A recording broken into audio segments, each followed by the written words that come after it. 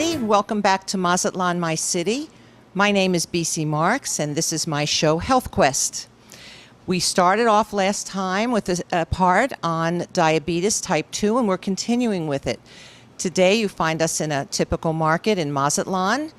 We ended talking about children and some of the foods that they are eating and some of the foods adults are eating, which are not healthy. And I'm going to walk you a little bit through this market. I'm standing at the beginning when you walk in the front door at the entrance. And of course, at the entrance, to water your mouth, everybody has their stacks of the sweet things that maybe children after school would come in and eat, unbeknownst or beknownst to their mothers and fathers, or these are treats that you serve your children.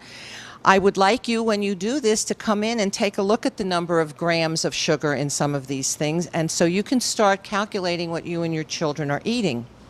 We're going to go through the market a little bit and point out some foods that are probably good and some foods that are definitely not so good. So please come with me. Hi, here we are at another section in this market, and you'll notice behind me are all the fried foods, which we'll probably talk about in another segment dealing with some other health issues. But today we're concentrating on diabetes type 2. And excuse us for any noise. We are in a working market here, and this is not a staged thing. So I'm looking at this, and I'm seeing all of this fried pork rinds and fried potatoes and fried, and all of a sudden, here is something with sugar. It's a caramel corn, and popcorn is such a nice product for you and your kids. This one has 37 grams of sugar in it in this little bag. So this would not be something you'd want to serve your kids. So the answer to this one would be no for your children. And I want to go to another station now that is really dear to my heart. Come with me. Well, here I am at my nemesis. This is, of course, the soda pop area and some what they call drinks, and I certainly don't. We're going to talk a little bit about sugar consumption now before I really get into this problem we have.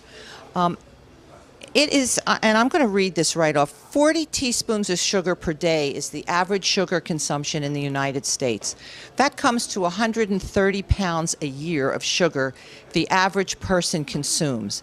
Now, if that statistic also includes people like me who are very careful with sugar, then some people are eating upwards of that a year. And we right now in Mexico, too, have probably the worst health record in the civilized countries of the world for many things, including diabetes and heart disease and children born with all kinds of problems. So we really need to get a handle on this, at least individually, if not as a group of citizens. Mexico and the United States seem to vie for who is the most obese in the world. Which country is the most obese in the world? This year, I think it's the U.S. Last year, it was Mexico. So that is a very, very scary thing. And if you look around and look at what people are buying in their carts and the size of them and their children, it's a real statistic. It's not funny. Now, I'm standing here in front of Coca-Cola, Red Bull, and Canada Dry. These are three examples that I'm going to give you. I have a chart on Coca-Cola, and it's very interesting. It shows the teaspoons per amount of Coke. So in a 10-ounce can of Coca-Cola, which is very common, 12-ounce can, there are 10 teaspoons of sugar. And this chart that you're looking at shows them in sugar cubes. So there are 10 cubes sitting here. If you go up to a 20-ounce bottle, I think probably one of the most popular ones, there's almost 17 teaspoons of sugar in that. And we can go to a liter, which is 27 plus in the liter of sugar. Now, if you give your child, or if you take one can, 12-ounce can of Coca-Cola, and you ingest 10 teaspoons of sugar, would you ever in your life take a 12-ounce drink in your home and add that amount of sugar to it? You wouldn't, because you know that's dangerous and scary. But somehow when it's mixed up with something you like to drink, which is loaded with caffeine and all kinds of acids and stuff, we tend to ignore that. I tend to ignore it. So it's time we don't ignore it, and it's time we label read.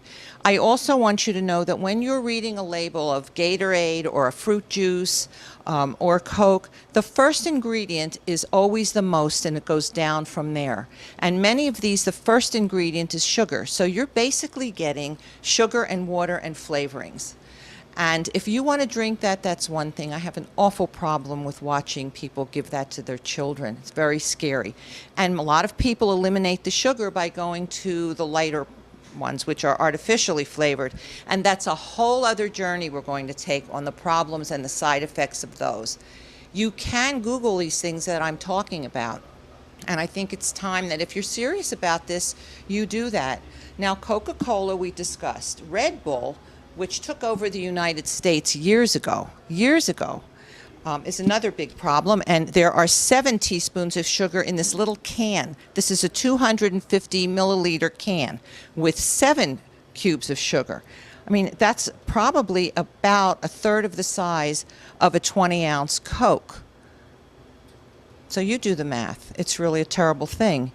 Now I'm coming to Canada Dry Club Soda. This kind of thing, if you keep the sodium down on it, is a very good alternative for your family. And you can mix this with pure fruit juice. They might not like it as well, but you can get to a point where they will like it. Just a little orange juice with a little bit of this in it, some apple juice, fresh squeezed, whatever. And here in Mazatlan, we have fresh squeezed juices all over the place. And there's nothing wrong with giving your kids fruit juice. Not fruit nectar, which is loaded with sugar. Fruit nectar is a warning sign, people. It's water and sugar and some fruit juice or fruit flavoring.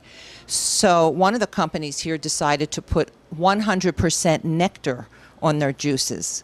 Well, 100% nectar just means it's a mix of sugar and water and the fruit. So that's a no-no. So buy pure, fresh fruit. And doctors will tell you when you have a baby to dilute that with water. Half and half. And where we stop doing that, I don't know. It's best to do that because then you're lowering the sugar content. So try to take all of this in and meet me at my last area in this store and we can continue. I am standing now at the checkout area, and as you can see, the marketing here was wonderful.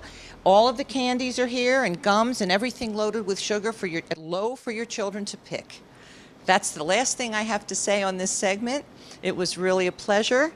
Please join me in the next segment where we're going to a restaurant and we're talking about good food.